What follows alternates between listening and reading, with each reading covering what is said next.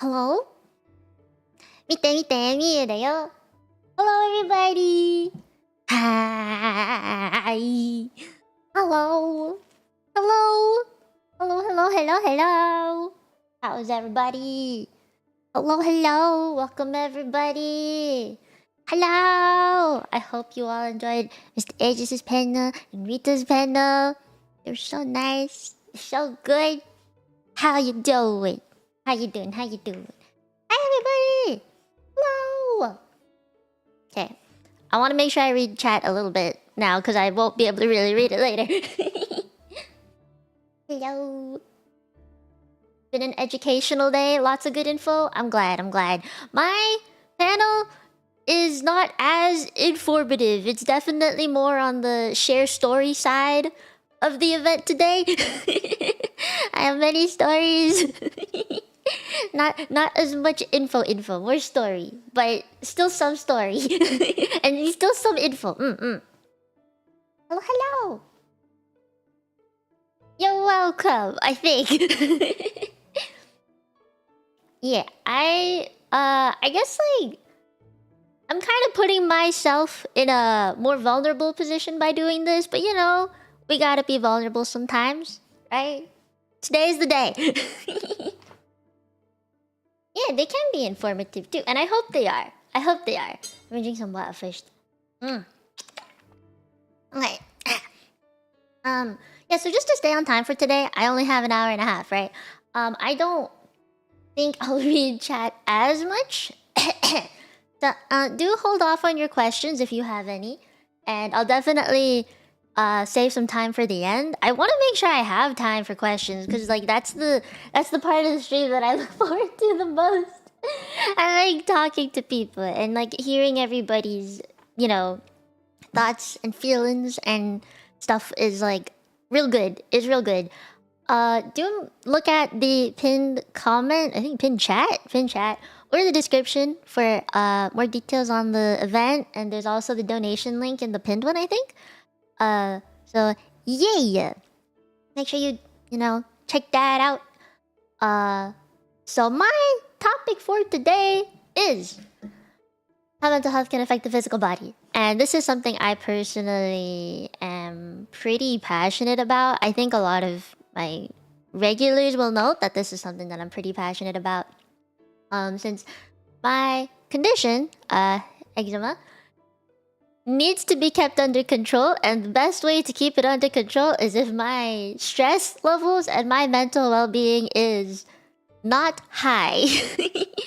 But some people who don't have the reasons to keep your mental health and physical health in mind, maybe this might convince you. I have some stats. Okay, I got some numbers from Nami. Thank you, Nami, for the numbers. But, okay, let's see what I have.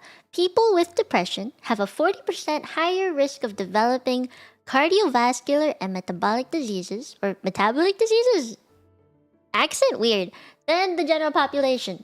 Yep, 40%. That's a high number, okay? And usually the rates of obesity for people with serious mental illnesses are almost double. That's a lie. If I'm not gonna lie, okay? This is actual stats, right? In America, there is a thing called the obesity pandemic, and it's scary because that means people are getting thick in unhealthy ways, and that means it's also double the amount of mental illnesses around. It's insane. It's a lot. And people with really serious mental illnesses have twice the rate to develop type 2 diabetes than the general population. It's a lot. It's a lot, man. And people with cardiovascular diseases and serious mental illnesses have a 10 to 20 year shorter lifespan than the general population. Ha! Stats. Beat that. I got numbers. So, it's important, yo. It's important. Your physical health and your mental health are definitely connected. You are one being. They are not two separate things. Okay? They're not two separate. They're two separate things you can talk about, but they're definitely related to each other. Blah blah. Anyway, let's go through what my panel will look like. Intro to who I am, because some of you probably don't know who I am. I see some new names. and what connectivity is. I'm sorry for those of you who have to hear this like multiple times. But okay, so these are the sections that I've broken it down to. Hopefully, it's a bit easier to understand. So after intros, I will give you some important words. Yes, important words that I will use a ton during this panel. And I decided to put this first so that you don't get confused halfway through. And then I'll talk about body image and society a lot. This is actually not something I've talked about too much on stream. I've actually talked mostly about physical health on stream. So this is something a little different. But I'll talk about that and how it impacts us as an individual plus society. Those are, they're related too. And after that, I will give my story time. That is probably going to take up most of the panel time. It's going to be about what I experienced growing up, and a lot of my perspectives on the ideal body image that I tried to achieve and how that affected me mentally and physically. And to end off, I got a slide on just how to help someone with body image and physical health and going about it in a healthy, positive way, not a scary, unhealthy way. Yeah. Okay. Boop. Who am I? I am Mieko. Yes, please call me Mie. Mie da yo. I am the immortal human, angel in training, polyglot that speaks 5 languages, Mieko. Please call me Mie. I might talk really fast, and I just happen to talk fast. I swear it's not from nervousness. I think I just generally talk fast. It's just a thing that I do on a regular basis. I have like PowerPoint notes and stuff to like make sure I don't go on a tangent too fast or too much, but I just generally talk fast. Yeah, and I'm also just really excited to do the panel, so that might contribute to it. So I am in my early 20s, and I started VTubing in April 3 years ago now. 3 years ago. It's been a while. I am a veteran. No, not really. But I've been around for a while. I am a variety streamer. I sing and I do dance, but I haven't really been able to stream the dancing bit. And I like learning languages. So right now I can speak English because that's my mother tongue, Cantonese because my family speaks it. I learned Mandarin in school, and Japanese and Korean are self-taught. The last two are definitely more of a work in progress. It's a learning curve that I haven't really gone over the curve yet. It's hard, but I can survive with those two languages. I'm mostly known for playing Genshin. I think a lot of people know I play Genshin. And lately, a lot of Helldivers, guys. A lot of Helldivers. Any fellow pew-pewers for democracy here? And I'd like to do the educational content. I like to do self-care stuff. I haven't done one in a while, actually. But I like to talk about self-care, skincare, fashion. And I started doing this kind of stuff with my mini physiology lessons. The first one I ever did was cardiovascular physiology. And then I think the ones after that were things like hand and wrist health for gamers. I did a sleep one and the menstrual cycle, period cramping, stuff like that. I think those are the few that I've done. So I haven't actually specified what degree I have up until today. For the past 3 years, I've actually avoided talking about it because I was scared. But I thought that this would be a good time to tell everybody, and I think it's just funky, okay? Because people will tell me, Mia, you should do this workout and that workout, and I'm like, because I have a bachelor in kinesiology and a minor in physiology. My previous jobs in like, I think uni, one of my jobs was actually telling people how to work out. That was my job. The number of happy workout routines. Exactly. I get asked that a lot. And I know once I went into this degree, everyone in my family was like, Mia, my shoulders hurt. Can you give me a massage? What am I supposed to do if my lumbar spine is in pain? I'm like, are you sitting for 8 hours a day? They're like, yeah. I'm like, well, no wonder why. So So, whenever people tell me if you do this workout and this workout, it's better. I'm like, I'm the actually voice. So, kinesiology is a fairly new field in comparison to other health sciences, like life science and health sci. Those are the more common ones. Kin is definitely more new. But you know, if you want to identify a kin person, they're basically the people that work out a ton, or they want to become physical therapists, occupational therapists, chiropractors, or like gym teachers, coaches, people that work with national teams. Anyone that was on the varsity team in my uni actually by default was part of the kinesiology program, which is pretty cool. So I was around a lot of 6 feet tall volleyball players. It was insane. But yeah, I was one of them. So I do not want to dox myself, so I'll just say that I've worked with quite a few mental health organizations ever since I was in high school. It's been a long time. This is not my first time doing a mental health panel. It is my first time streaming a mental health panel though. So this is different in a good way. Now, the main reason that I decided to do this topic of how mental health can affect the physical body is because of my experiences going through disordered eating and severe eczema, however you want to say it. But if those two terms don't really mean anything to you, do not worry. We have the important words slides to go through. So do feel free to look it up though if you want to find out more about it before I get into it.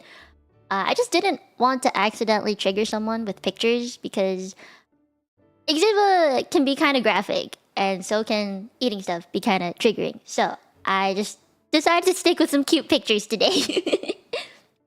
Like, speaking of triggers, if I do or say anything during this panel that does trigger you somehow, feel free to step away, talk to someone. I just don't want to make anyone uncomfortable. We are here for the fun events and education and story time, not to be triggered. Okay? Okay. So, event intros, I'll zoom through this real quick. Again, apologies for anyone that has to listen to this 3 times in a row. But ConnectiVT is Rita Kamishiro's 3rd annual Mental Health Awareness Month event for NAMI, the National Alliance of Mental Health Illness, blah, blah, aka NAMI. So, big thank you to Rita for inviting me as a panelist this year. I appreciate it very much. Thank you for giving me the opportunity to do this. And Rita is an ambassador for NAMI, which is really, really cool. I actually wanted to look up being an ambassador for the eczema one. So, the National Eczema Alliance thing too. That's a thing too. So, what Mental Health Awareness Month is all about is like eradicating stigma stuff, giving support and encouragement to people going through mental illnesses, and educating people about mental health, and working and prioritizing policies, that kind of thing, and helping people who are going through mental illness and the families and support systems around it. And so, as ConnectiVT, we're a bunch of VTubers that Rita brought together so we can raise funds for NAMI. And we hope that, by sharing these stories and doing these panels that share knowledge and talking to our communities that, about mental health, that we remind them that, you're not alone when you're struggling, and everyone goes through mental health. Everyone has mental health to take care of and a well-being to be mindful of. So, yeah. Like I said, look for pinned comments in the description, okay? And pinned comment and description. Blah, blah. Okay. Please give a huge pachi to Rita for organizing everything. This is such a big event, and I'm very, very happy to be a part of it. Okay, so these were the 2 panelists that went before me. If you guys were not here for either of those panels, please do check out the VODs. They are incredibly good panels. I was sitting here doing some last-minute work on my panel while listening, and they're incredibly cute panels. I love the way Rita went about hers with Andrew and Christina. They're such good ideas. And Mr. Aegis did one on the mental health first aid. And his was incredibly informative with the demonstration. I thought that was like, this walkthrough was really good. Really easy to follow along. Easy to remember. So please do look at those 2 panels if you'd like, if you're interested. Yeah. Okay. After this, we have concert musicians. Yes, these are the wonderful musicians that Rita has gathered for the charity concert, and I'll read into it after my panel. There will be a 1 hour break in between my stream and the concert, so that'll give you some time to get some food, get some water, take a break, relax after all this information has been dumped on you since like what 2 p.m. EST. It's a lot of info, so do take the time, but also enjoy the concert. There's a lot of wonderful people participating. Do go support them all, okay? Okay. Now this is my panel. Yes, this is all about my panel now. It's my show now. I can talk about myself and be censored for a bit. So, I did struggle with body image and staying physically healthy because of body image. So I decided to study kinesiology in university. I also just didn't want to work with needles. I didn't want to become a doctor, Like, I just had a fear of blood taking and needles and cells. So I was like, can it is. But, yeah, you guys might not know this. I wave my hands around a lot. If you've seen me do hand cam streams, I actually move my hands around a lot. I jump when I'm really excited. And I sweat when I play games, or if I play Helldivers, right? And I die, you could probably hear me whack a table, especially if a stalker gets me from behind.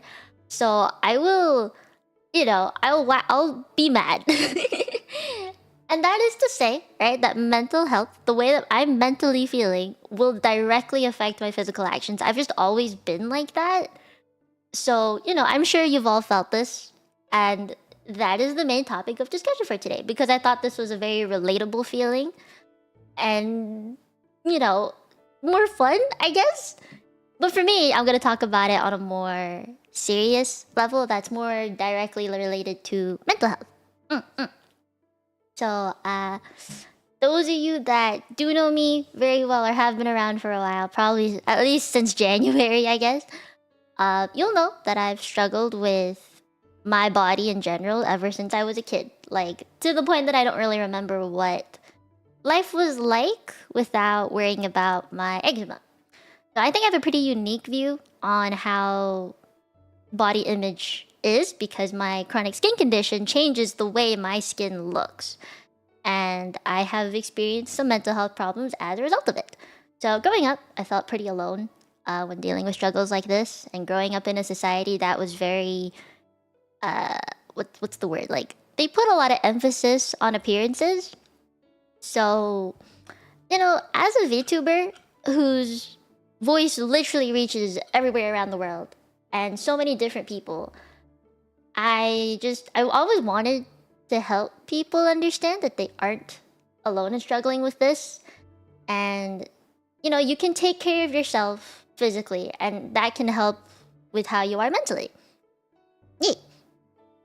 That's just what I've always wanted. And I hope that I've done that so far. Okay. I went too far forward. B. Okay. So to start, we have important terms. And there aren't really that many. There's only 5 that I have. So, body image is, what my... English hard. Body image is what I wanted to focus on the most, because it's related to both mental health and my physical health. And then I'll also tell you guys about my condition, which is atopic dermatitis or eczema. And then disordered eating and eating disorders. They are 2 different things. I know they sound very similar, but they are 2 different things. But again, if any of these things trigger you, feel free to step back and talk to someone. The things that I talk about today may be triggering. So, because it is more on a personal level, so it could be pretty triggering. But yeah, all of this is meant to be fun, educational, so do feel free to step away if you must, but also enjoy the panel while I go through it, okay? Okay. Boop. Now, this is my first 3 important words. So first up is body image. What it essentially is that what we think and feel about our bodies.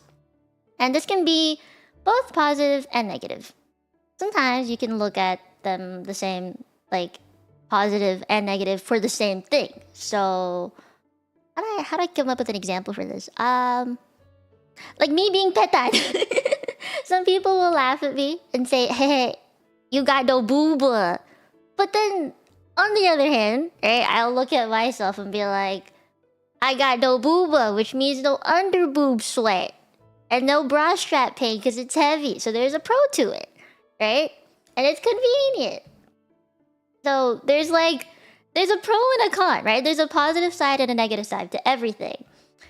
And I think for most of my life, I actually looked at body image negatively. So when I was going through disordered eating, I would actually look at my body and be like, my tum-tum too big. And I would look at celebrities, like K-pop idols, or like anime idol, and I would think, oh, I want to look like that. So I would work out a ton and eat less and just hope that I would have a slimmer figure. Those negative thoughts of trying to do something that trying to achieve something that was not something I could attain within like a day, that made me act in a way that I thought was helping my physical body when really it wasn't. And so sometimes it can be a good thing to care about your body image because that means you are looking for ways to improve your physical health, right? And you want to see results. You're looking for ways to better your whole existence. And you want to see results of that. But it can be dangerous to go too deep into it. So please go about it in a healthy way, in a more positive way. And so next up, we have eczema or eczema. I don't really know how to pronounce this word. I say it as eczema. I know most people say eczema. Weird word. So there are different types. Okay, there are many different types. But essentially what it is a skin condition that causes the skin to be really, really itchy. It's also really dry, and you're more susceptible to getting rashes, and then patches of dry skin, and blisters. And from all the itching, you get open wounds, which means you're also more susceptible to skin infections. It's bad. So the itchiness can actually be really intense to the point that it bleeds. And I feel like the average person who does not have this condition wouldn't really understand that. Like, it is really, really... It can get really, really bad. Like, I remember as a kid, I would wear mittens on my hands and, like, wrap my hands and cut my nails really short. Just so that I wouldn't scratch. But in the end, it never helped because I would just do it over and over again till my skin got really weak and then it would break. So, yeah, it is such a tempting thing to do, and it takes a lot of willpower, mental power to stop yourself from scratching. But literally anyone can get this. Like, you can have it when you're really young, like a baby, and it typically will fade when you hit puberty and then comes back in your 20s, or it can come back in your 50s, and this can range from really mild to really severe. I personally have a very severe case. It's typically on the hands, feet, behind your knees, the inner elbows, where like the sweat gathers on your neck, and sometimes around the hairline. Some people do sweat there a lot. Also your eyes and your lips. I actually get it on like the corners of my lips, and sometimes if like I have a runny nose and I rub my nose, my upper lip will also get a rash. And if I rub my eyes too much, also the corners of my eyes will get it. And it's not contagious. I just thought I'd put that out there. It's not contagious. Some people did think it was, though. And according to the National Eczema Association, 31 million Americans have some form of eczema. So it's really common. Probably not to such a severe state, but it's actually very common. Now, what I specifically have is atopic dermatitis. Occasionally, dishydrotic eczema as well. And it comes with a lot of other issues like asthma, food allergies, hay fever. There's no cure for this, and I just have to live with it. The most common treatments for someone who has it as severe as I do is just moisturizing a ton, like 3 times a day at least, bathing in bleach, sleeping in wet clothes, aka wet wraps, topical steroids, which is like cream or ointments, and immunosuppressants, because atopic dermatitis is an overactive immune system, and it's just showing in ways on my skin that it's overactive. And you can avoid things that will make you flare, and to me it's like not eating shellfish, for example, and just avoiding those things. Anything that'll get you stressed out. Stress, huge trigger. I remember every exam season, flare everywhere, just red. So I just had to just no stress. As long as you don't stress, it's okay.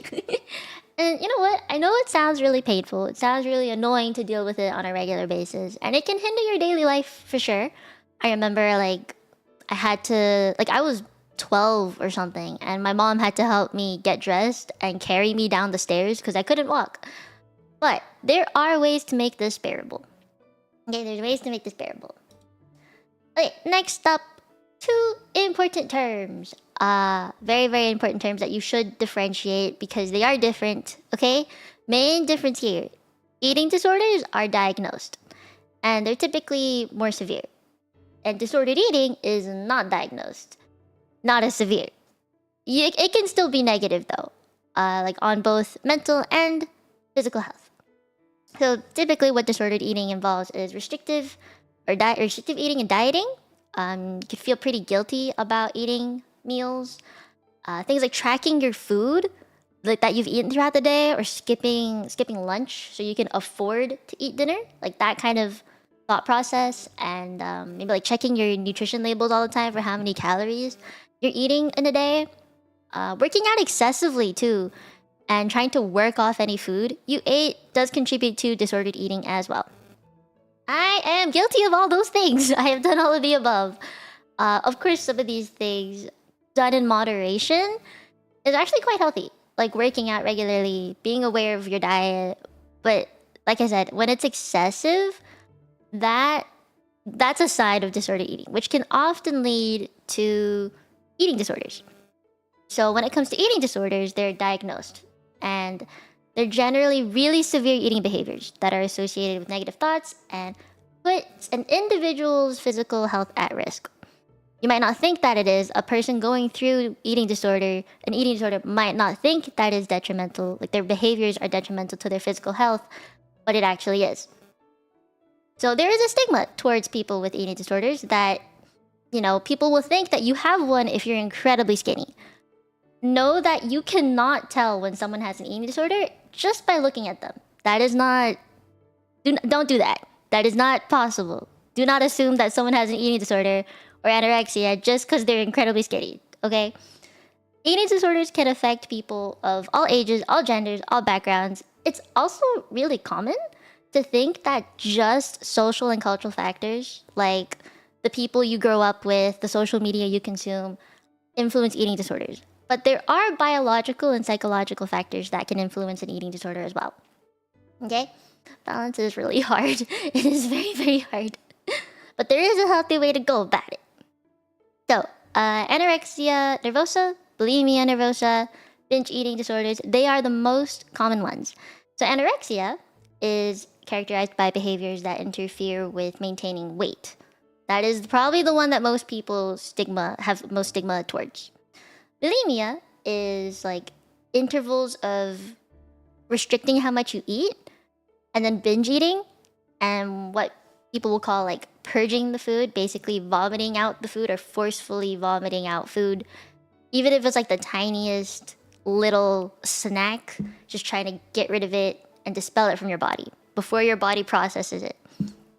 And binge eating is characterized by eating a lot of food and then feeling guilty about it and then doing it again and again and again. So eating disorders can make a person starve themselves to death. So thinking that, they were, doing it for the benefit of their body, but they are actually starving themselves of nutrients that will keep their body functioning. It is possible. It is fatal, okay? So if you do know someone who is showing signs of disordered eating or an eating disorder, please approach them and don't wait. Like Mr. A just said, don't wait on talking to them about it or expressing your concerns. It is incredibly serious. Do not take eating disorders lightly. And absolutely do not tell someone who's going through an eating disorder to just eat. Just put it in your mouth and eat it. Do not do that, okay? They will slap you. They will hate you for life. Do not do that, okay? Okay. So, next up. The heavy stuff is over. The heavy stuff is mostly over now. Okay, we get a cute little history lesson. Yeah, but I will first check chat. Yeah, let me catch up a little bit. I know you know about some of the treatments. Yeah, there's actually a lot of treatments to eczema. We have like the bleach bath. It's just like a tiny little cup of bleach and then in a big bath. And what happens is the acid that's released actually kills bacteria and prevents infections. Yeah, as long as it's not too much, right? There's like a ratio thing. I think it's 1 to 3 or 1 to 7, something like that. Yeah. Mhm. Oh, it's Raina. Hi. Well, that was informative. You're welcome. Right, the reason of it. Steroid cream is an option, but only in small amounts. Yes, definitely small amounts. You can get addicted to steroids. Definitely have done that. You can get addicted to steroids if you use them too frequently. You should use them like to prevent the flare from getting even worse. Because if you don't stop it in time, it can definitely get worse and worse and worse. Then you get an infection, and it's not great.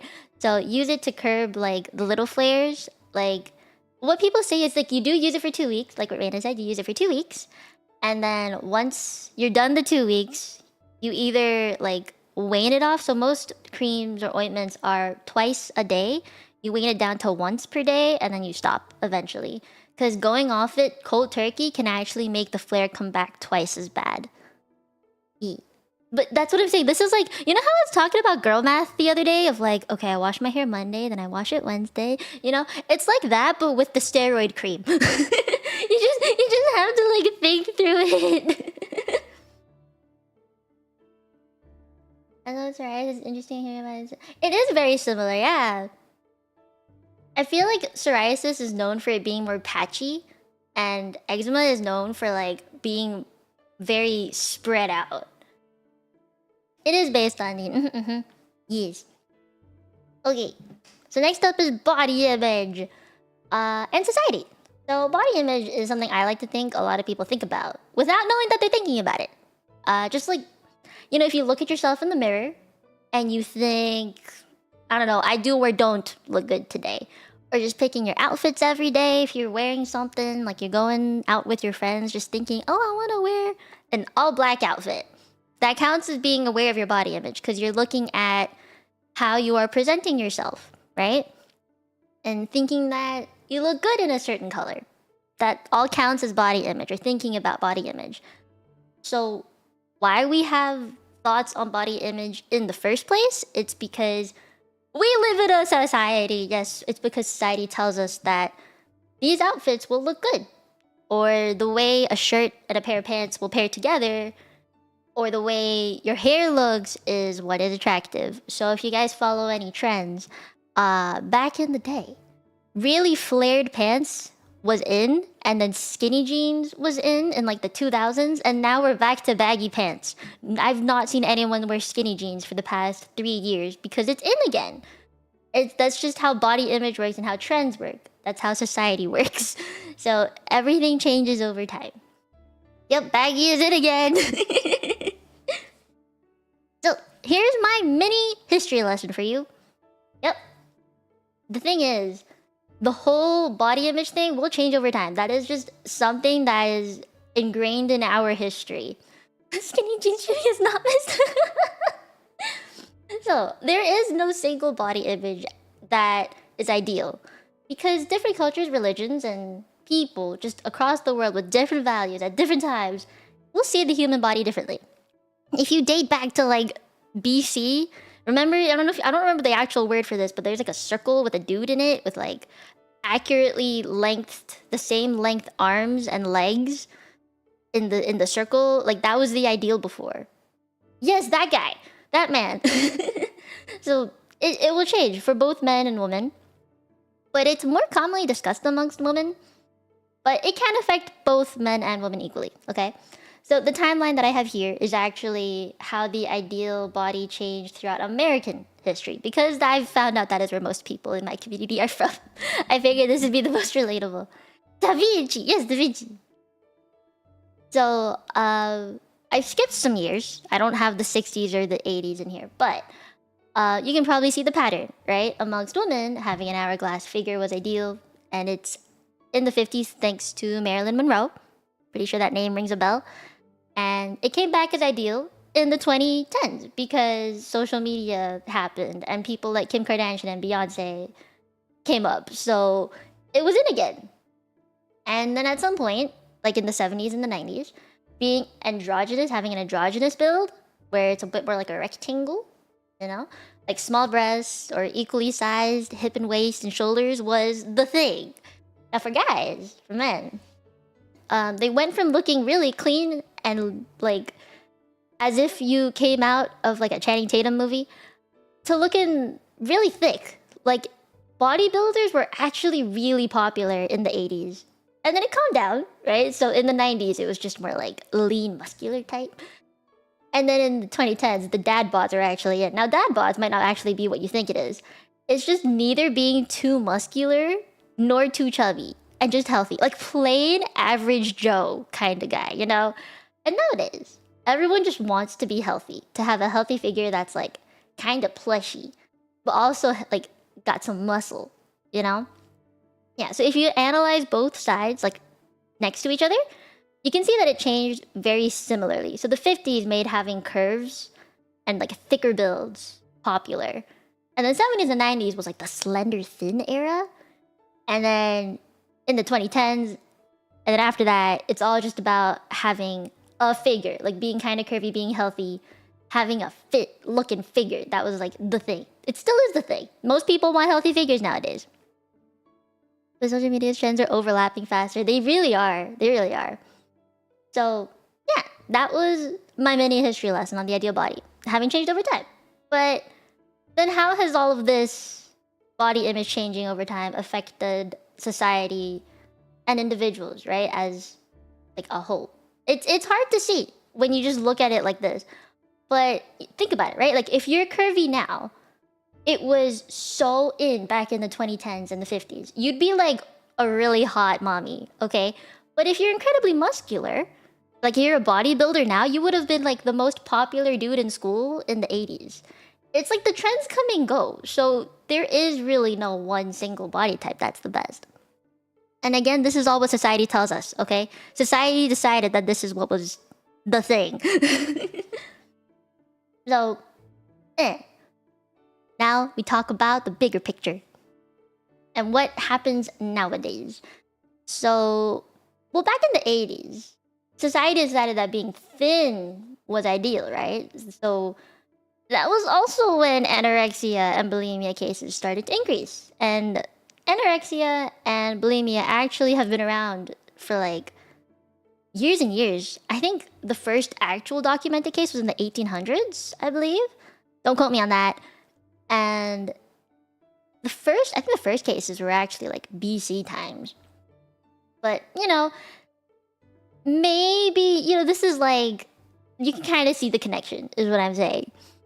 But during the time when slim bodies were really ideal, and sadly even nowadays when being fit is ideal, fat shaming it's changed how people will actually treat those who are overweight or look overweight. There's two sides to this coin where some people will say all bodies are beautiful, and it suggests that it's okay to be overweight, and it isn't a health concern, but it also implies your beauty is based on appearance, which is controversial. And that's why this one's a little bit funky. And then there's also like the fat shaming part, which people think is necessary to make overweight people understand that it is a concern. So it's like, do you want to help or do you not, right? And not many people realize that being at a certain number for your weight doesn't mean you are healthy, or, you know, because no one body is the same. You can be like 6 feet and really underweight or really overweight, and it doesn't, like, your weight as a 6 foot person, as a skinny 6 foot person, could be the same as someone who's like 5'5" and chubby. Okay, like no one body is the same. So a number will not tell you if you're healthy or not. A single number will not be able to tell you that. And it's proven that fat shaming is actually more harmful than helpful, because people do it anyway because they think they're being helpful. And it's true that body positivity is nice, you know, it's like validating your existence, the way your body looks, the way you feel about your body. But in a way, it can turn kind of toxic because it affirms that it's okay to be obese, and it really isn't, because you know that can cause a lot of problems like diabetes, and you could actually have a lot of skin problems from it. Your joints could get bad because of it. It's not good. So there's two sides to every phrase here. The fat shaming stuff, the all bodies are beautiful thing. It's so it's a very controversial word because there's two sides to it. It's hard to even explain in one single slide. I don't have all the time to really talk about it, but just know that it's very difficult to explain. Never had the right view at BMI. So it's so bad. BMI is bad for judgment. Definitely really bad. It's an outdated way of determining whether you are healthy or overweight or underweight. Okay, it is so nuanced. It's so nuanced. But like, people will look at it anyway because they think that it's this one number will tell them the exact thing they want to know. People are simple-minded. Yeah. We fit BMI thing. So, oh god. Oh god, no. Do you guys remember like that platform you would stand on and it would just, and you would like do it? It's so stupid. It's so stupid. Well, anyway, since the 2020s, right? Being fit, right? Being fit, those kind of figures were really ideal. They still are. They still are. And it's a good thing in a way because society has become more conscious of health. And that means people will want to exercise more or be on a better diet. I mean, you've probably seen... Haven't you guys seen this? Like the 100-day challenges, the 1 week of no carbs, or like detoxing. Do you ever see stuff like that? Like in some ways it can be healthy. But if you get too into it, that's actually a sign of disordered eating. So where this line is hard to determine. So, but either way, I would be very careful with going too deep into it. Like the whole like, you know that machine where you stand on it and it like jiggles your body, or like the thing that you wrap around your tummy and it jiggles your tummy and it's supposed to give you a six-pack. These are all just fads and trends that people learn from the internet and think it'll work for them because then that means they'll get the body image that the world wants them to have. Would you do it? I in a way it's like good for you for wanting to be healthy, right? But at the same time, please do it in a way that actually works for you, you know? Know your body. Yes, know your body. So why do people care about body image in the first place? And it could be for health reasons. It could be for, like, if you're in school, peer pressure. That's a thing. Does personal values count? And biological reasons. Like, if you were born with something that changes the way your body is, of course you would care about it, right? Like for me, I care about it because my skin. And a part of all of why we care about body image is because of increased online presence. As in, not that you make the TikToks or the Instagram videos or the shorts or the Snapchat stories or Twitter. It's not that you make them or anything. It's how much you consume it that matters. So over time, right, people will consume media because it's so easy to do. We have our phones and we could just doom scroll, as Rita talked about in her panel. And by doing that, we see all these different bodies, we see all these different people and think, oh, I could never do that. I could never attain such an elite level of physique. And then you were like, you just give up. And then people neglect your body, your body image or your body health. And that's like, you shouldn't do that, you know? It does create a very unrealistic standard, you're right. In a way, it's good to pay attention because that means, like, you understand, oh yeah, I'm kind of unfit right now and I should work out a little bit so I am healthy and I live long and I can eat and do whatever I want when I'm older and I won't have to be stuck in a wheelchair when I'm 60. You know, it's good to think about it. But at the same time, society in social media does create such an unrealistic standard. Haven't you, like, you ever got hit with an ad of, like, watch this ad to, like, get the book to tell you how to be healthy and get fit within 30 days? It's stuff like that. It does create this unrealistic expectation. And at the same time, it gives you this thought, like, oh, I could do this. And then people monetize off of it. It's basically a marketing scheme now. But in the end, okay, our mental thoughts will affect how we treat our bodies. So it's important that we think a bit more logically and more positively about ourselves so that our physical bodies can benefit from it. Like, okay, I know that I wanted to lose a little bit of weight, for example. How do I go about it? I will eat a little more healthy, I'll sleep better, drink more water. You know, just go about it in a very logical, healthy way that will fit your body type. Because some people can't lose weight the same way another person does. Or some people might need to gain weight and they can't do it the same way another person does. It's very personal. That's why nutritionists exist. Okay? Eat. Okay. Now the bigger portion of this entire stream is story time. It's story time! Time for me to get vulnerable. But first of all, how is chat doing? It's the only body we have after all. It is, which is why you should treat it with the respect it deserves, okay? It deserves time and effort and calming and moisturization.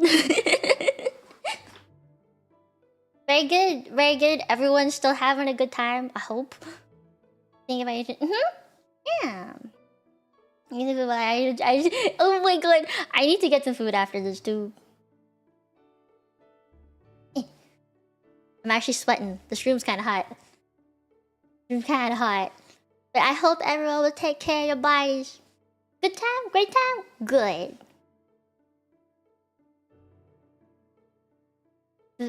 Oh my god, your ferrets, they're so cute. I was gonna text you or like message you on Discord about it.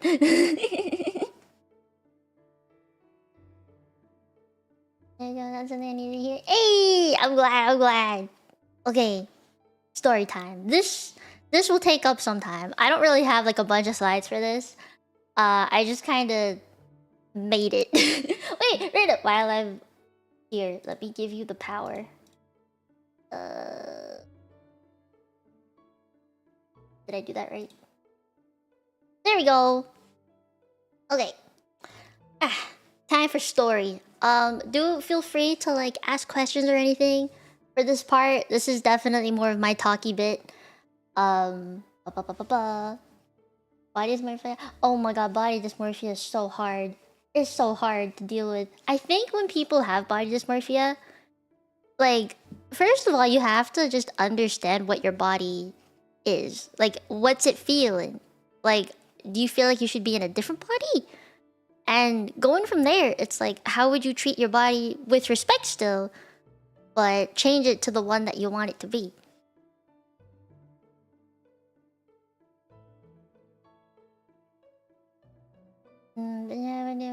People have told me, hey, you know what? If you're wondering that, just look at yourself in the mirror and think, what do you like about yourself? Why do you think people like you the way you are? And honestly, I mean, I have to say, other people's opinions don't matter. It's yours that matters. I mean, it's great to hear, right? I think it's great to hear, oh, I look so good today. But at the same time, you gotta just think what you want for yourself and if you're happy with yourself. Okay, story time. I only have so much time to share my stories. So, I want to make sure I have time for Q&A after. Okay. I have been told many times in my life that I've kind of led a pretty difficult life. So, if any part of my stories trigger you, do feel free to step back, and you don't have to stick around for it, okay? I don't want to make anyone uncomfortable. And the best way that I have found to explain this story of mine is to start from the very beginning. So first off, we have a baby Mie. We have a baby. I was born in Hong Kong, and luckily not with eczema just yet. So baby Mie was totally fine. Baby Mie lived a very fun life, okay? But unfortunately, eczema runs in my family. Both my mom has it, my grandpa has it, my sister has it. So it runs in my blood. And for them, both my sister, my mom, and my grandpa, by the time they hit puberty, it stopped. It just healed up and it didn't come back. I know from my mom right now, who is in her 50s, is actually getting signs of it again. She's gotten a few rashes here and there, so it's coming back again for her.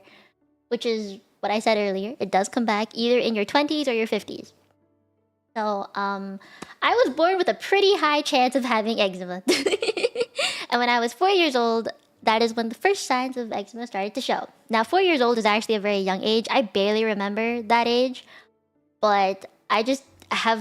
That basically means I've never lived a life where I don't have it.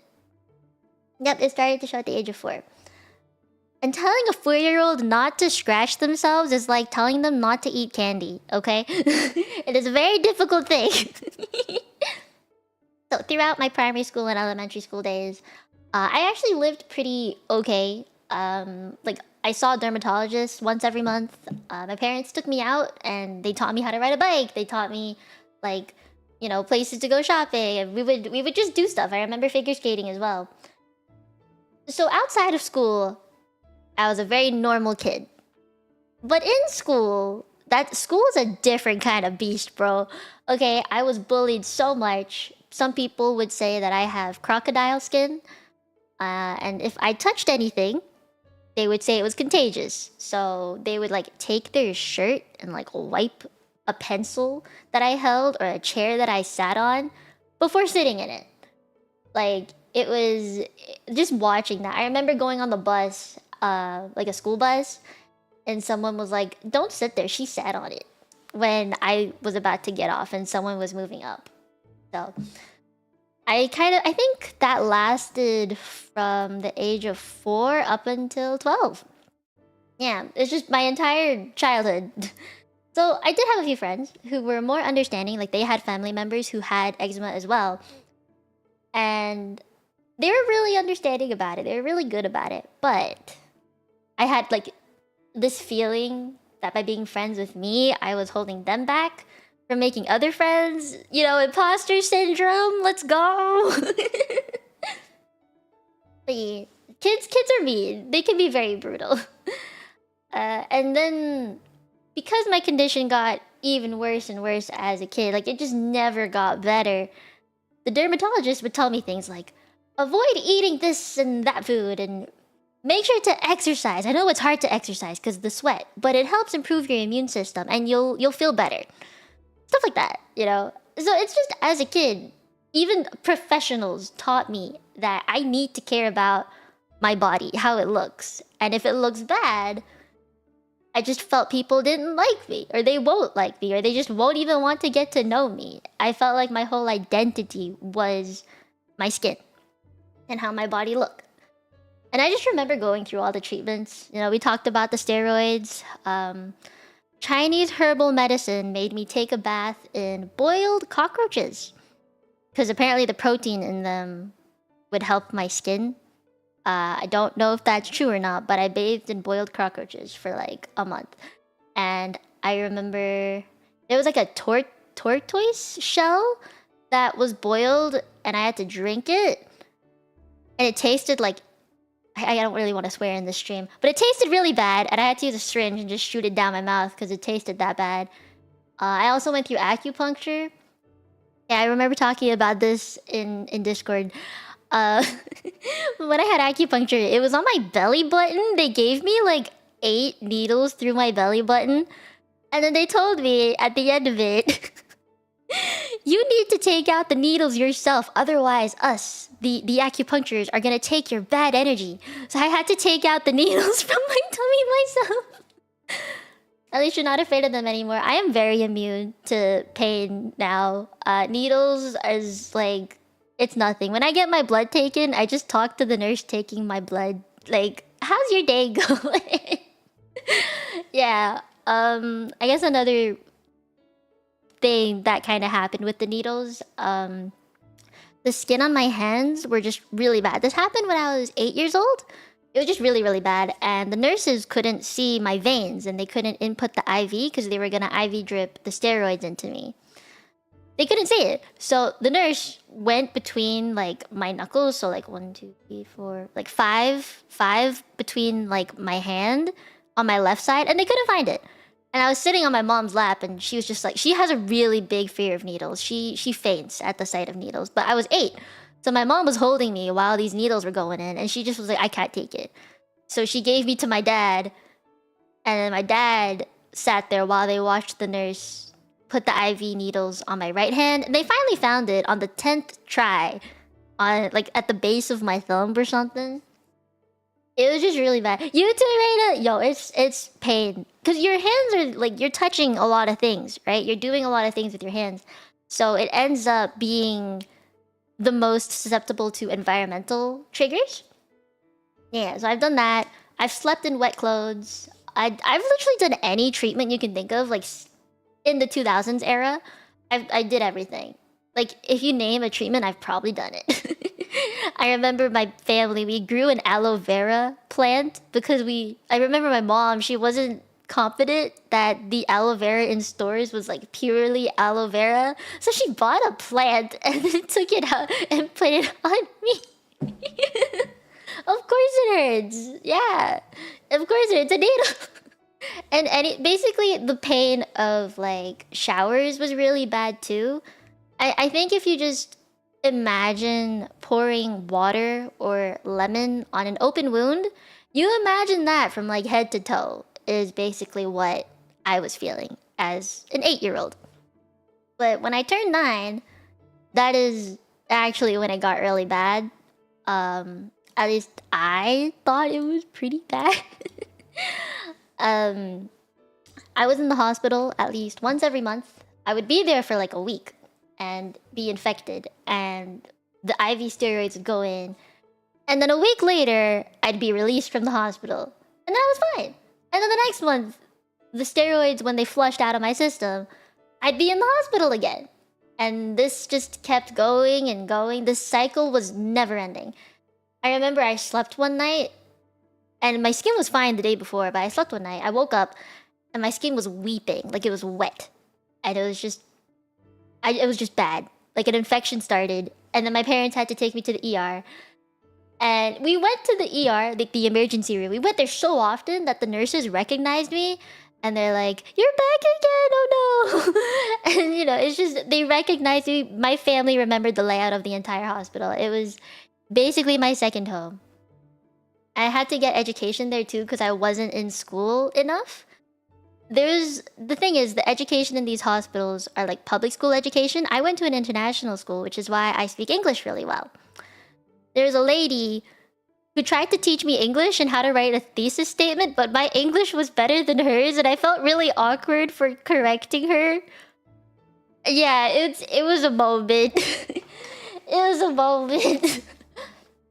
And like, I wasn't at school very much, but when I did go to school, I would wear like tights and a cardigan that matches my school uniform. You know, I just tried to hide my body as much as I could because I didn't want people looking at it. I knew people would make fun of the way my body looked. So I hid it, and hopefully that would make people stop wiping their sheets because I'm covered up. But that didn't happen. It'd be like 30 degrees and I'd still wear long sleeves and tights. And you know, it was rough, right? I'm sorry if this next part triggers you guys, but I'll say it anyway. My dermatologist, when they referred me to a psychologist, they thought that I was scratching a lot as a form of self-harm. Like, it's really itchy. It was really, really itchy. So they thought it was a form of self-harm. And you know what? Yes, there were times that I thought my life, like, at least for my family, their life would be so much easier if I wasn't around, because I knew they were working really hard to provide for all these treatments. They're not cheap, right? But I never acted on it. It was just passing thought. And I think that was my family's breaking point. Like, my mom and dad were working so much to afford all the treatments. Like, the steroids are expensive. And then tuition for school was also expensive because we had to pay for education in Hong Kong. I mean, I was barely attending the school that they were paying for because my skin wouldn't let me move, and then my sister was also going through it. So we just like went, screw it, we're moving to Canada. Yeah, we just left the country. We left the continent. It's so painful. Yeah, it is. Oh my, I should be. Yeah, we left the Canada. We left to Canada. Yeah. So, this is like a turning point, I guess. Moving to Canada was... Here, let me click this. This was icky skin time. But this was me in Canada. This was me in Canada. This was the first time that I was on the western side of the world. Okay? And it was really, really confusing. It was so freaking confusing. Thank you. Thank you. I appreciate you. So, in Canada, this is where I found out what social media actually was, because all we had in Hong Kong was Facebook. Okay, it was just Facebook. And that was it. But here I found out what Instagram and like Snapchat was. And when I was 12, like that's the year, like that's how old I was when we moved here. My skin actually improved a lot. I think because I was hitting puberty, the weather here is much better. There's no dust over there. I mean, imagine being allergic to dust. Like the allergen to dust for me is incredibly high on the scale. I think it was a 4++ or something. And living in a country that has insane amounts of pollution. Like we just had to leave the country. So I hit puberty and the weather here was much better. So my skin improved. And it was to the point that I didn't need any medical treatment of any sort anymore. But as long as I moisturized frequently enough, because Canada is much drier and I drank enough water, I was okay. Now, when the weather changed or when I got stressed out, like school stuff or the seasons changing, that would make me flare. And it still does. It still makes me flare. But not to such a great extent. But so my skin was basically in a state of plateau. Like it was plateauing. It was at homeostasis. I was okay. But because I didn't have to worry about my skin anymore, I had other things to worry about. Right? I was a teenager. And I was getting into things that I definitely shouldn't have been. As in looking into how to make my body hot. Because as a 12-year-old, okay, you're told you're gonna get boobs one day. You're gonna get a waist. And it's gonna be nice. You're gonna feel hot and sexy. And I was like, I'm ready. I'm ready for puberty. And I started to get into anime. And you see the waifus of the 2014 time, okay? They're hot. Alright? I was so ready. And I was like, oh my god, I want a body like that. And I got into K-pop as well, and I was like, oh man, I want a body like that. And then the disordered eating began. It was a really slow build-up, okay? The One Piece anime proportions, guys. Have you seen Winx Club? The Winx Club and like the Winx Club cartoon. It's not even an anime. The proportions are insane. And I'm like, this is... brain was just not computing that this is an anime. This is a cartoon. This is not a real person. Yeah, Winx Club. Like, brain didn't really comprehend that. I was like... But brain at the time was like, I want that. I want to have this tiny waist. I wanted to have these big ass boobs and boy. This is what I thought I wanted at the time. But it was a slow build-up, right? I skipped lunch for 2 years straight. From 2014 to 2016, I skipped lunch. I never had lunch. I exercised as often as I could. I would do it in the morning. During my breaks in school, I would do it. Or like after dinner. Anything to work off a meal that I was about to have or a meal that I was going to have. And then I would find like online stuff, like the 1-week challenges for a flatter stomach. And I would take a picture of myself in like a full-length mirror. I would keep track of it week after week. And then during exam seasons, I would stress out, my skin would flare, then I'd stress eat, and then I'd get chubbier, and then everything just kept going. So I was upset that I wasn't seeing any results to my skipping lunch or like working out. And I hated myself for a very long time. Because I just... nothing was working. And then my skin was getting worse again. And I was like, why is this happening? I swear I'm doing something good for my body. Like, I'm trying to be healthy here. And then I realized how unhealthy this actually was. And then I stopped skipping meals. And I was like, I don't need to work off every meal that I eat. So I stopped doing that when I turned 16. And the sad part here is that when I turned 20, and COVID hit, my eczema came back in full fucking force, okay? Like, it was so painful. uni was getting to me. COVID happened, and I had no idea what was happening to my education. I didn't know if I was gonna have finals. I didn't know if I was gonna have assignments instead of actual finals. And my family from Hong Kong was like planning to move to Canada. They're here now, but that was when they were in the planning stages and they were visiting. Because of all the lockdowns at the time, they were stuck in Canada. So there was 14 people, or like 12 people. There was just a lot of people in a house made for 4 people. There was my grandparents, my uncles, my cousins, and then my family of 4 and 2 dogs. Like, there was just so much happening. I was trying to do my like remote exams while this was all happening. So I couldn't keep up. My mental well-being was just going down. And I had to start sleeping in wet clothes again. I started using steroids again for the first time in 10 years. Not even, maybe like 8. And my clothes were sticking to me again, and I had to take baths instead of showers. And my mom had to carry me up and down the stairs because I couldn't walk anymore. And then I was just so upset that I had no motivation to eat.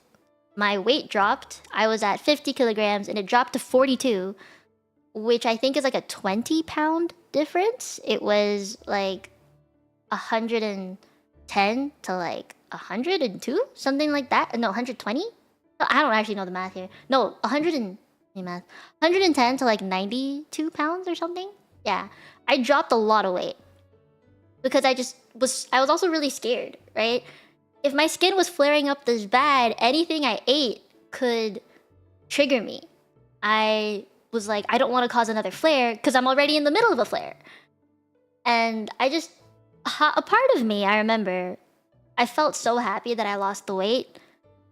But then I knew it was also at a detriment because of what happened when I was in high school. I knew it wasn't good. I was happy I lost the weight, but I knew it wasn't in a healthy way. And I was given oral steroids again. And the oral steroid side effect was that I would eat a ton and then I'd feel guilty about it. I also stopped talking to my friends because I thought they wouldn't like me or they wouldn't want to be friends with me because of the way I looked again. This was all just childhood trauma coming back up. And I think that year, the COVID year, that was the biggest depresso moment that I've ever had. Ever since, like, my family moved across the globe to get rid of this. Like, you know, we moved countries again. We moved countries, we moved houses, we moved to an entirely different continent, and then it came back again? Like, where else can I go? Farther north, like Scotland or something? I don't know, what area has good air? I was just really upset that it was coming back again. So, anyway. This is the happy part of the story. I was doom scrolling. Of course it's a good thing when you're doom scrolling. I couldn't move, right? Like, I finished my job. I finished uni. Like, I graduated. In the summer, I was doing my remote job as a researcher, like a clinical researcher, but at home. And I was doom scrolling. And then I found VTubers. And VTubers actually helped me a lot. I thought, ain't no way you could be an entertainer at the same time without showing your face. Ain't no way. Ain't no way. And I got really into it. And I decided that I wanted to become one. And just that year, like, I think it started, this whole flare-up started in February of 2020. I finally got into a clinical trial that accepted me in like October of 2020. And if you look at my Twitter account, I made my Twitter account in November of 2020 because a month of being into VTubers was enough to convince me that this is something I wanted to do. And it was a form of stress relief. I was happy that I made friends online and, you know, I was able to go back to a normal state. And while I was going on this clinical trial, my skin got better, my weight went back to normal, and I was like, I have something to do now. Like, I have a purpose now. I felt like I gave myself a purpose. And so once I started VTubing, I was like, I hope people can see that you can have fun with others without seeing the person behind the avatar or the name. And you are more than just your looks and your illnesses and your conditions. You know, I hope so far that that message has gotten across. But yeah, that is what I went through. This is the cycle. Yeah, this was the cycle. Yeah, preach, preach. But yeah, this was like the mini cycle. I just decided to put it in a little graphic to help understand like the way my brain worked. I just was like being in such a vulnerable state. I thought it would be good to share. I guess a health update that I haven't given in a while for some people who do not know. That clinical trial that saved me. That saved me from becoming depresso again and my weight not being great. That clinical trial ended in January. So I have not actually had any clinical trial drug to save me since January. Ever since then, I've been going through flares from time to time. I still get infected. I remember once the clinical trial ended, my skin got infected, but I saw my doctor again and he gave me some meds. And I've been okay since. I am good enough to get my ass on a plane to Offkai and meet everybody. That is the state that I'm in. I'm not perfect. No one is. My skin isn't as smooth and shiny as it could be. But it is okay enough that I can live my life and go on this plane to meet my tenchis. Yeah. So this is the cycle that I finally broke. I finally broke this cycle. I hope the angry me in the corner helps. Okay. Now, last bit. Do these things. You know, you can help yourself too, mentally and physically. You can help yourself too. This is actually try and do this. I know it doesn't seem like I try and do this, but I actually do this. Exercising regularly. It is proven that exercising regularly does reduce anxiety and depression, and it improves your mental well-being in general. And I know for anyone who has the same condition as me, eczema, it's hard to exercise because sweating is the main cause of an irritant. It's an irritant to skin. But if you break it up, like you do 10 minutes in the morning and then 10 minutes at lunch and 10 minutes before bed, it's better than nothing, and you still get the 30 minutes in. And I personally hate going to the gym, because I hate when people look at me. I personally just really don't like that thought of people looking at me like that in a gym. So, like in any way, like they could just be looking at me and be like, good job. Or in some other way, I don't know. I just hate people looking at me exercising in general. Like when my family is home, I don't work out because we have a gym in the basement. I hate it. I just hate the thought of them coming downstairs and seeing me work out in the gym in our basement. So I work out in my room. Do not perceive me exercising. Do not. I hate it. But I'll talk to people about it. And that's what makes it more interesting. And also eating regularly is important. Like having the routine. Like you wake up, do stretches. Do that skincare. Okay? Do that skincare. And... you know, you eat, you go to work, and you take your breaks, go home, eat, take that nice de-stressing shower that you deserve, and then have fun. Like, that's all important. Having that time to give yourself, like, you know, doing these physical things, as in the skincare. You work out, you take care of the skin, you know, just pay attention to what your body is telling you. It helps with your mental well-being, too. Yeah. And having a list of goals. I actually have a pretty long list of goals, but it helps your brain have a visual representation of what you're working on. Things like that you want to get done. Even if you don't physically see this change on you, you know that you've done something to better yourself. So for me, like I have a little checklist of like work out 10 minutes in the morning, 10 minutes after lunch, and then 10 minutes before bed. As long as I tick these things off, I just feel like I did something productive and I feel good about it. And that's all I need. So, you know, but personally, I'd like to put this out there. Please never compare someone's bodies to yourself or to other people because all bodies are different and there's no need to be judgmental about it. Please don't be judgmental because we all have our reasons to think and feel the way we do, and that is all valid. When you're trying to help someone, you know, you aren't there to criticize someone's behavior. Mr. A just actually went through this. But you know, you're there to express your concern for someone. You're not there to criticize them for behaving the way that you do. And even if you don't understand what someone's going through, you can be there for someone with like encouraging words and just listening to them rant. That's all helpful. So yeah, I've got links down there too. I put them there because I personally think they're very helpful with understanding more about eating disorders and body image and my condition too, eczema. And you know, it's not easy to support someone going through a mental illness. It is very scary. And you know, if someone gets triggered, I think the person being triggered, like, I mean, personally, as someone who gets triggered by like the smallest things, like I see polka dots and I cringe and I start scratching. I just hate polka dots to an extreme extent. They're like one of my biggest triggers to start itching. I wouldn't get angry at someone for not knowing that. Anyone who you want to be aware of what triggers you will know it, will learn it over time. Like, you can't expect someone to know exactly what triggers you right from the beginning. So give your loved ones some time to learn.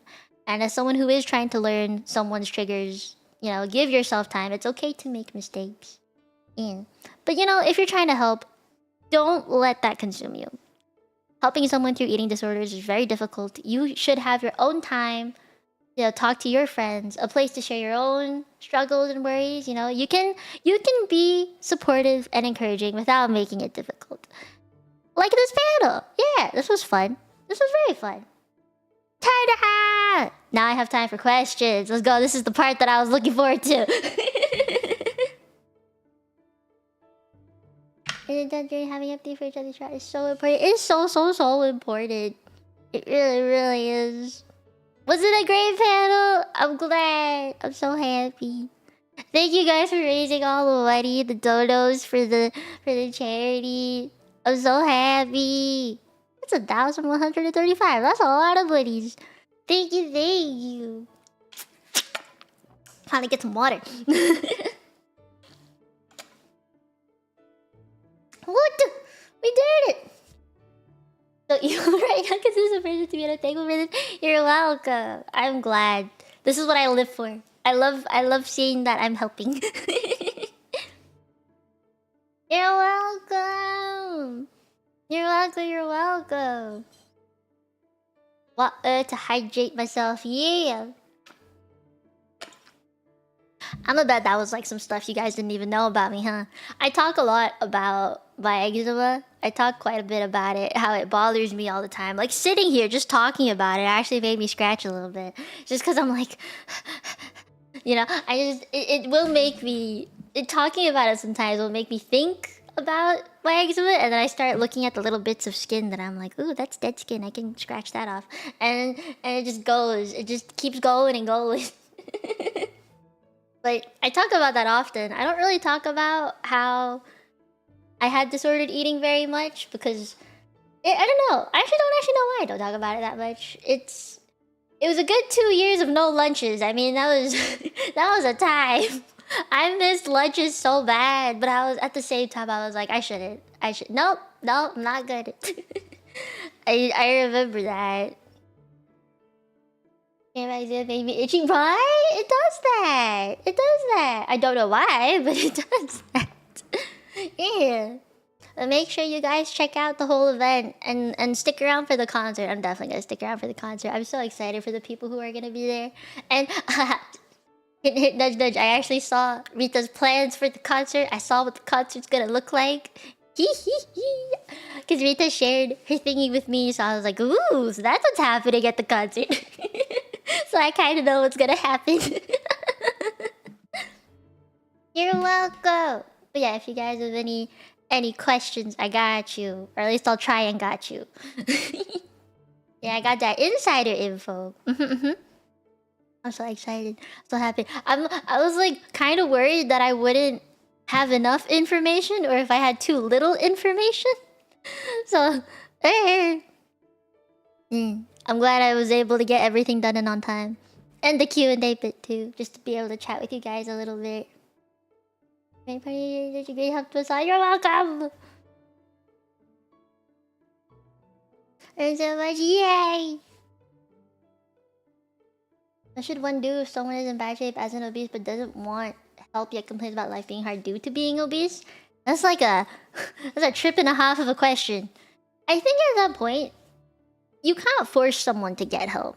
In the end, if you want help to be truly effective, the person has to realize that they need help. This is for like anything really. Like if you want someone to quit smoking, they have to realize that smoking is bad and then they'll stop. Just because you tell them like it's bad for your health, they're not gonna stop. It has to be, I know it has to be more of a personal reason. You have to make them understand why it's bad for themselves as an individual.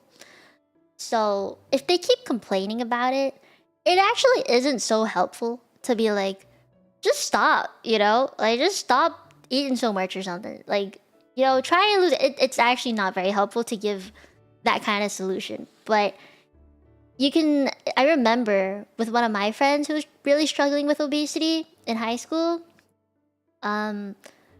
what she said helped her was, instead of someone telling her to just lose weight, it was, if she was complaining about it, they would ask her like, so why are you complaining about it? And she would just be like, because it feels bad. And they'd be like, okay, but why does it feel bad? Because she keeps doing the same thing over and over again. That doesn't help her. And she eventually understood that. It's like an overtime thing. I'm like sweating.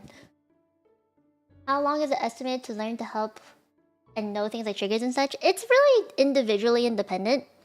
Some people, like, I know for me, I had a friend, one of my friends who had anorexia. Her trigger was tomatoes.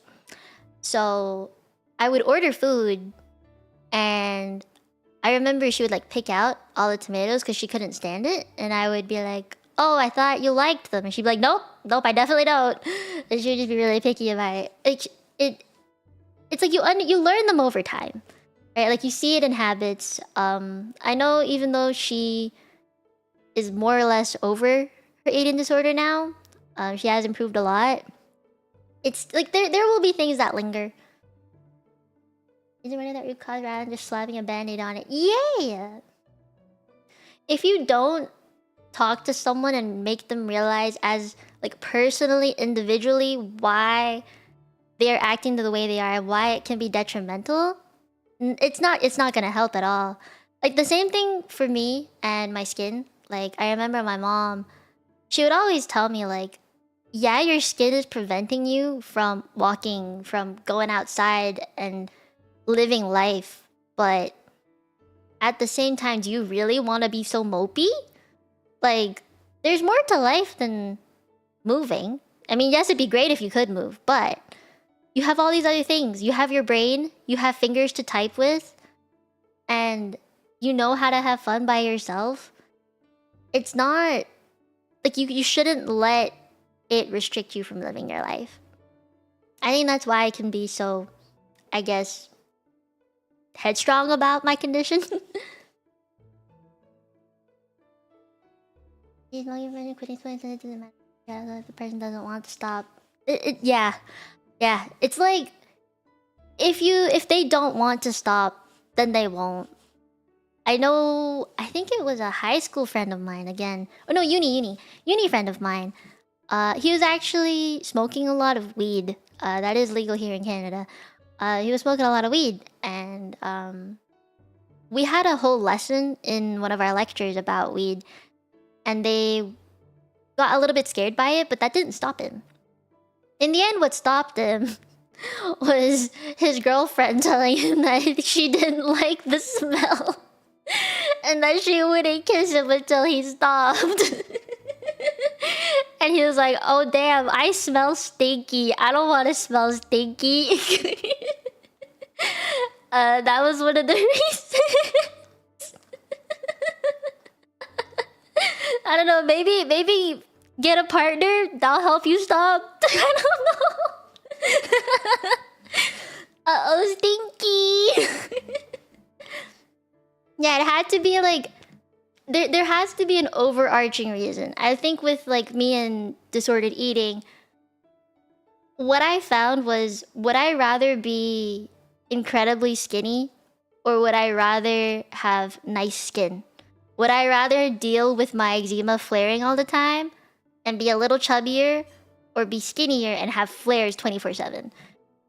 I realized I'd rather have nicer skin. I'd rather not be stuck in my body and not be able to move in it because my skin won't let me. So I stopped. That was one of my reasons. It was like something has to take priority over what I'm doing, like what my negative behavior is doing to myself. There had to be something that I valued more than that. I think that's true for a lot of people, just convincing someone to do something. That's how we prioritize our life in general. Oh, wait, it's 7. Alright.